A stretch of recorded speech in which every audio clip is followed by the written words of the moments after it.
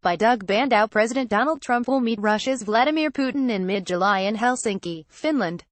President Trump long sought this summit, and talking is better than silence. However, without a change in U.S. policy, it isn't clear what positives will result. Much of Washington has fixated on the Russians. Democrats treat the White House as Russian-occupied territory. Republicans see Putin as a leader of the global resistance to American dominance. The president should approach the summit with a realistic assessment of Moscow's capabilities and intentions. Putin is no friend of Western-style liberalism, but then, many U.S. allies are no less authoritarian. There is no evidence that he bears any ideological animus toward America or Europe. Although Putin regrets the geopolitical wreckage left by the USSR's collapse, he has done little to recreate the evil empire. Retaking Crimea and gaining influence in Abkhazia, South Ossetia, and the Donbass don't count for much. A globe-spanning empire is unrealistic and unnecessary. Instead, he insists on respect for his nation's interests, expects secure borders, seeks to deter potential military threats, and desires to sit in global councils of power. Nothing suggests plans for aggression against Europe or America. And the Europeans don't believe so either, even the countries squealing for U.S.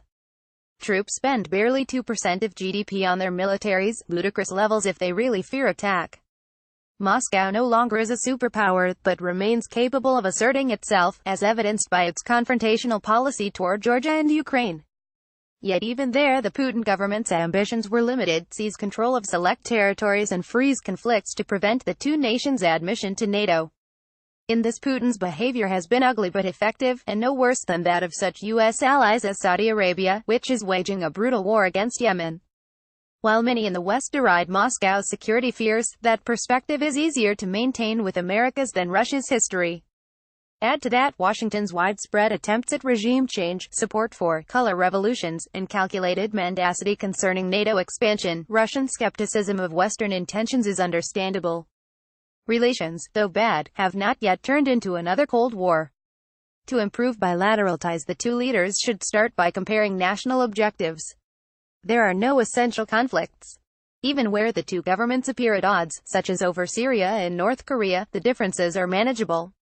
Indeed, Syria demonstrates how U.S. policymakers meddle around the world even when doing so is not in America's interest. A continuing Russian beachhead there does little to diminish Washington's influence. After all, the U.S. is allied with Israel, the Gulf states, Jordan, Egypt, Turkey, and just about everyone else in the region. Presidents Trump and Putin also should explore potential areas of cooperation. Terrorism is one area. President Trump reportedly is interested in using the upcoming summit to make a deal on Syria that would allow a U.S. exit, a worthy objective. Even more important would be working together to constrain China. The U.S. has needlessly pushed Moscow toward Beijing, reversing President Richard Nixon's geopolitical strategy. Moscow might prefer to look westward, where its economic and territorial interests are less likely to be overwhelmed. Washington and Moscow need to work through the issues which most sharply divide them. Since Putin is unlikely to admit to interfering with America's election, the two presidents should agree to stay out of each other's internal affairs.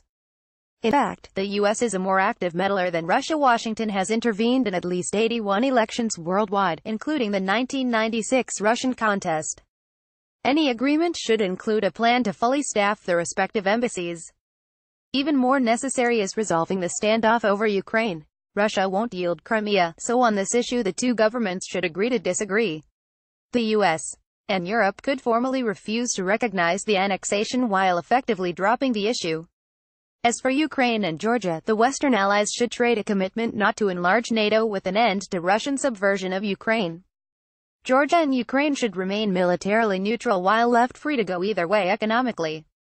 Everyone would benefit from a modus vivendi that ended the shooting. President Trump's willingness to meet with nations at odds with America deserves praise. He need not befriend foreign leaders. However, he should communicate with them. If nothing else, the U.S. leader needs to ensure that both Americans and Russians better understand each other and the issues which unite as well as divide them. Doug Bandow, chesed@aol.com, is a senior fellow at the Cato Institute. A former special assistant to President Ronald Reagan, he is author of Foreign Follies, America's New Global Empire.